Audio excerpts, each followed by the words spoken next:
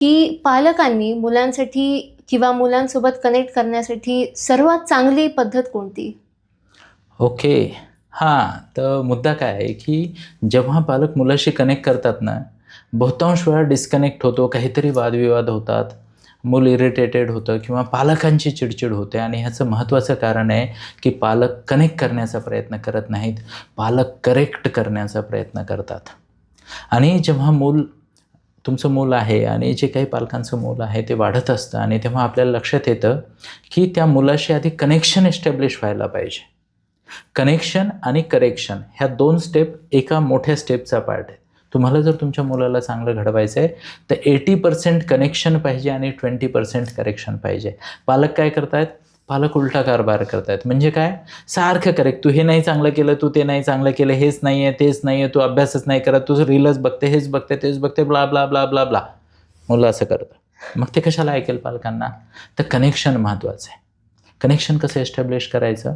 तर पालकांनी मुलांना समजून घेतलं पाहिजे आणि हे व्यक्त पण केलं पाहिजे, की बेटा मी समजू शकतो तुला किंवा मी समजू शकते तुला, तू कशामधनं चालला आहे, काय चाललं आहे. आणि आपल्याला ह्या गोष्टीवर फोकस करायचा आहे. Connect first and then correct. Okay. खूप खूप धन्यवाद. खूप सुंदर इनपुट्स आहेत. पुढचा प्रश्न पालकांचा असा आहे, की एक चांगला पालक कोण आणि एक चांगला पालक कसं व्हायचं? हे बघ हे बघा चांगला पालक जर व्हायचा असेल ना, तर त्यासाठी मी सिंपल गोष्ट सांगेल. 2 फॉर्म्युला यूज करायची. ते एक ह्या साईडचा, एक ह्या साईडचा. ह्या साईडचा फॉर्म्युला काय? तर फर्मनेस खूप आवश्यक आहे.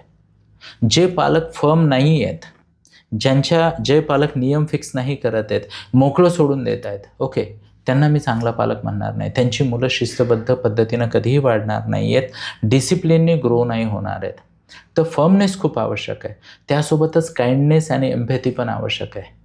म्हणजे मुलांना समजून घेणे, त्यांचं काय चाललं आहे, कसं चाललं आहे आणि त्यानुसार आपल्या बाउंड्रीज आणि आपलं जे फ्रीडम आपण मुलाला देतो आहे, ह्या दोन्हीचा बॅलन्स करत करत जो पालक पुढे जातो, फर्मनेस आणि काइंडनेस आणि एम्पॅथीने, तोच चांगला पालक असं मला वाटतं. ओके.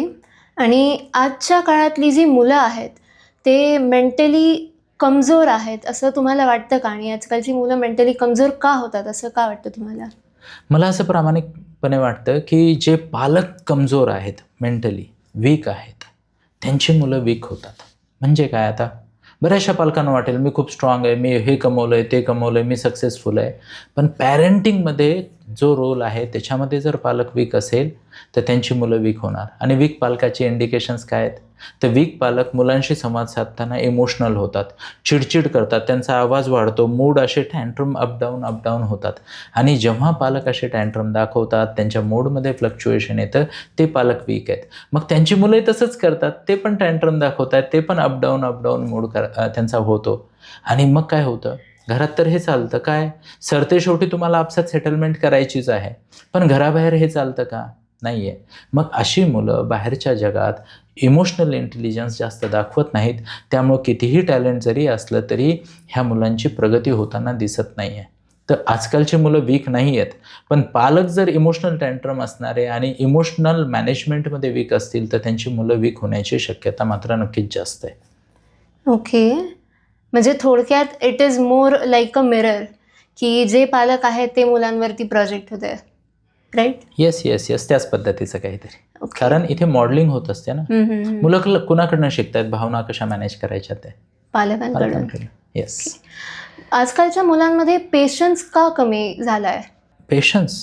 पेशन्स. ॲक्च्युली तुम्हाला मी क्लिअरच गोष्ट सांगतो. बरेचसे पालक मला म्हणतात पेशन्स कमी झाला आहे.